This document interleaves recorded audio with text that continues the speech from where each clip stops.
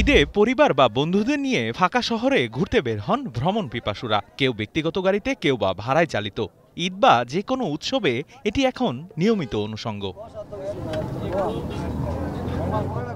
এই বিনোদন ভ্রমণই প্রতি বছর হয়ে দাঁড়ায় দুশ্চিন্তার কারণ। ফাঁকা রাস্তায় ঘুরতে বের হয়ে দুর্ঘটনার শিকার হন অনেকেই। এদের একটা বড় অংশ ব্যক্তিগত গাড়ি ও মোটরসাইকেল।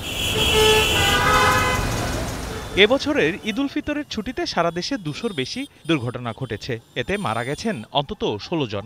এর বেশিরভাগই মোটরসাইকেল দুর্ঘটনা। শুধু রাজধানীতেই বুধবার থেকে বৃহস্পতিবার পর্যন্ত ১৭২টি মোটরসাইকেল দুর্ঘটনা ঘটেছে।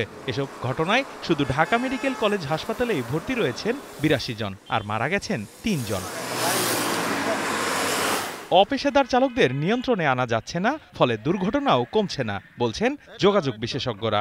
গাড়ি ফিট থাকে না, চালক ফিট থাকে না, টানা গাড়ি চালায়, শহরের ড্রাইভাররা লং ডিস্টেন্সে চলে যায়, মালিকের নিজের গাড়ির যে চালক থাকে ঈদের সময় সে যেহেতু ছুটিতে যায়, উনিও কিন্তু এই দূরপাল্লার গাড়ি চালানোর জন্য প্রস্তুত নেন। এটা কিন্তু অত্যন্ত ঝুঁকিপূর্ণ। গেল বছরগুলোর তুলনায় এবার সড়কে কম প্রাণ ঝরেছে। তবে ২ ও ৩ চাকার যানকে নিয়ন্ত্রণে না আনতে পারলে ভবিষ্যতে সমস্যা প্রকট হবে আশঙ্কা এই যোগাযোগ বিশেষজ্ঞের। তরুণ প্রজন্ম চাইবে, কিন্তু রাষ্ট্রের কিন্তু বিরাট একটা দায়িত্ব আছে। রেজিস্ট্রেশন ফি অর্ধেক করে দেওয়া হচ্ছে। যারা যারা মোটরসাইকেলে ইন্ডাস্ট্রি করেছেন তাদেরকে ইনসেন্টিভাইজ করা হচ্ছে। সিসি বাড়ানোর জোর দাবি ছিল, সেটাকে বাড়িয়ে দেওয়া হয়েছে।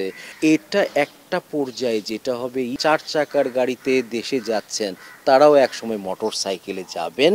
সো তখন যদি বলে না আমরা অনেক চেষ্টা করছি, সামাল দিতে পারছি না, আমি তখন বলবো এটা দেউলিয়া বা সেলফ ডিফিটিং উত্তর হবে। শুধু ঈদের ফাঁকা রাস্তায় নয়, বছর জুড়ে দুর্ঘটনা নিয়ন্ত্রণে রাষ্ট্রের পাশাপাশি সামাজিক সচেতনতা তৈরির আহ্বান জানান বিশেষজ্ঞরা।